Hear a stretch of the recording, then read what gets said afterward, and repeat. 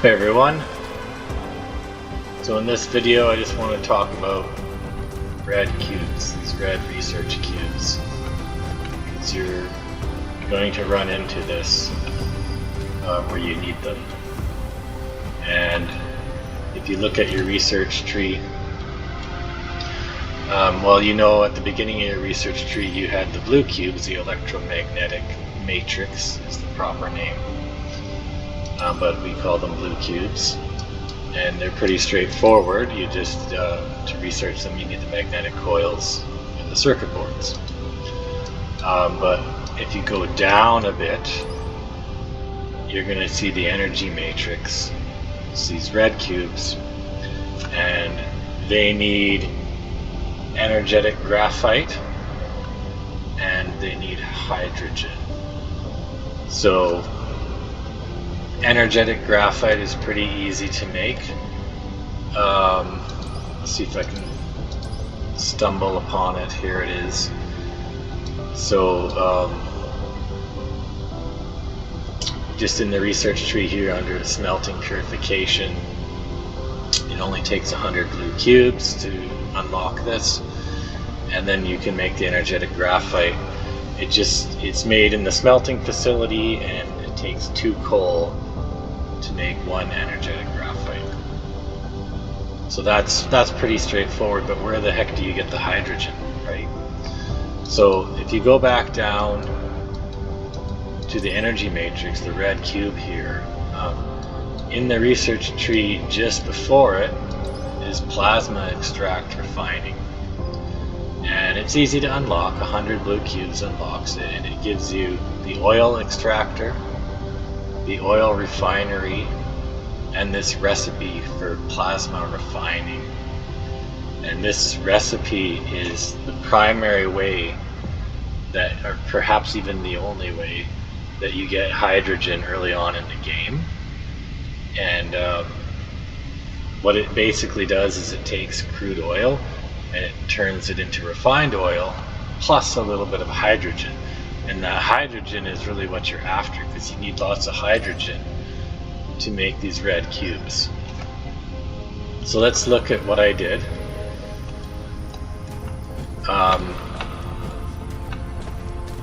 Now on your map,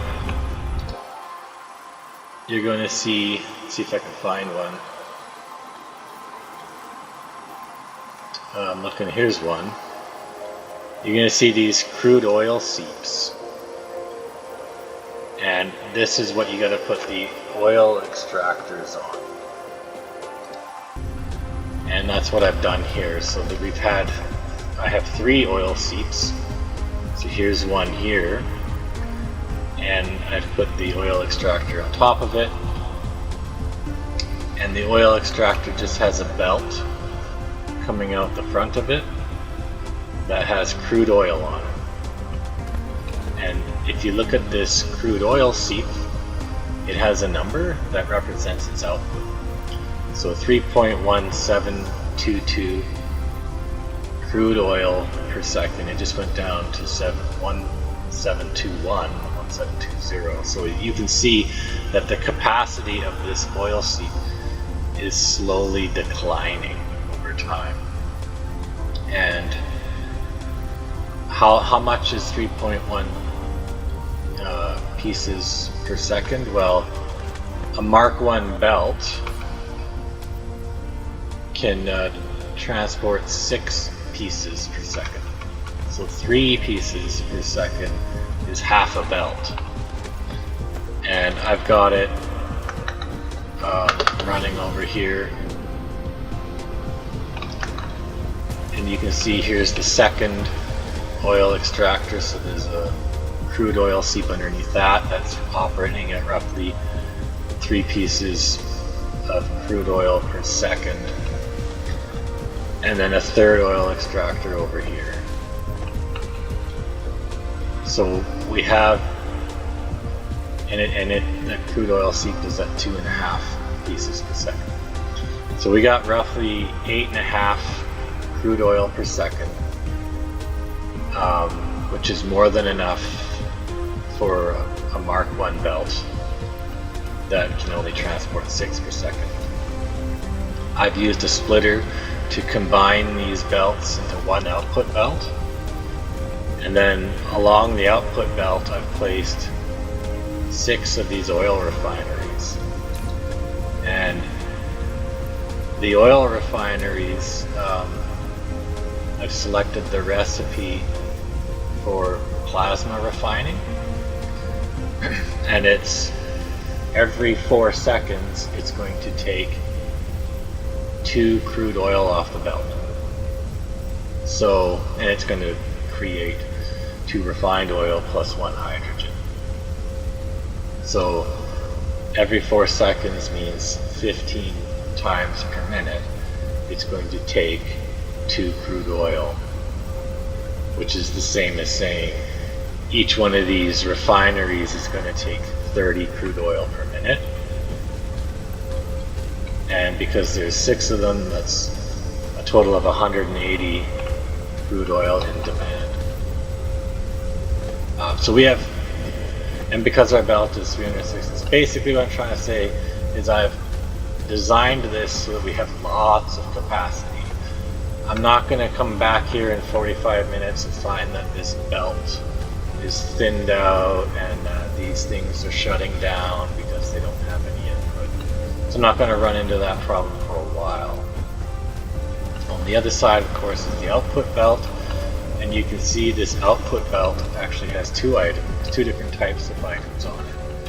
It has the refined oil and it has some hydrogen, and I'm using this splitter to separate them. So if you click on the splitter, you can see that it has 1 input line and it has 2 output lines. And the one on the right, I've set a filter for hydrogen. So all the hydrogen is going to go out the right side, and everything else is going to go out the left. And it just so happens that the only other thing on this belt is refined oil. So the end result is the refined oil goes out the left and the hydrogen goes out the right. And you can see I've got these storage tanks, and they're filling up. So I got one that's already full, 10,000 refined oil, and another one that's almost full. This has been running for a couple of hours, by the way. And eventually, if these do fill up, it's an easy thing to fix. I just add another storage tank up top. So we build vertically, right? So I could easily add, more storage tanks. And so I have here, I showed this in another video, but I have my magnetic coils, and I decided to extend this belt. So when these storage depots fill up, the belt continues on, and these are material, like these magnetic coils are needed for blue cubes. So everything I need to make red and blue cubes is basically coming over here.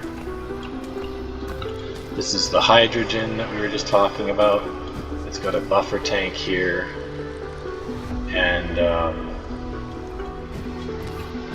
the hydrogen is needed for the red cubes. You can see that becomes the input belt.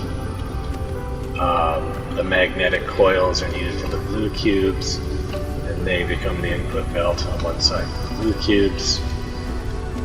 Over here I was making the circuit boards, and these storage bins filled up, and the extra capacity, I just extended the belt to become the input line for the blue cubes on the other side, because those are the 2 components that blue cubes need. And it's completely automated now, so I got this little buffer here of blue cubes and red cubes. And the last thing is the energetic graphite. So where is that coming from? Well, I had to find a source of coal. Unfortunately, it's pretty far away. So if we follow this line, this is a source of coal, but I'm already using it to produce energy. I'm already burning it in the thermal power plants, so I can't really use that. So the next one was here. And oh, looks like I need some fuel. Actually, the energetic graphite works really well for fuel, so I'll just, I can use one more stack. It works better than coal, so we'll just grab some of that. But this is pretty familiar setup.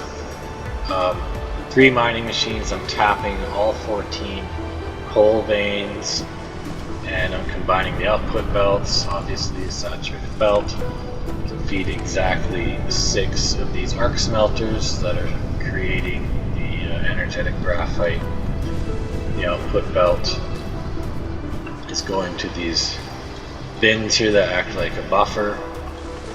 So when there's no demand for red cubes and there's no demand for research or anything, these buffer bins will fill up with energetic graphite, and they can feed this belt at 360 pieces per minute. But the rest of it, you basically know. You know where this is going. It's going to the red cubes.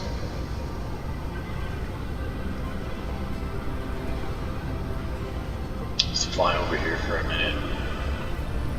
And basically, the last thing I wanted to show you was the blue and red cubes are feeding into these matrix labs here. Now these ones are not producing any cubes at all. They're actually, I'm using them to help me research things. And right now I'm not researching anything, so they're not consuming any cubes. But if I were to go into my technology tree and say I wanted this implosion cannon, you know, to help defend my stuff, I could just hit activate. It takes 300 blue cubes, 300 red cubes, and the research is going to happen automatically. I don't have any blue or red cubes in my inventory, so the research is being done entirely by these 9 matrix labs here that are set for research, and everything is automated, the blue cubes and the red cubes. Anyways, that's all I wanted for this video.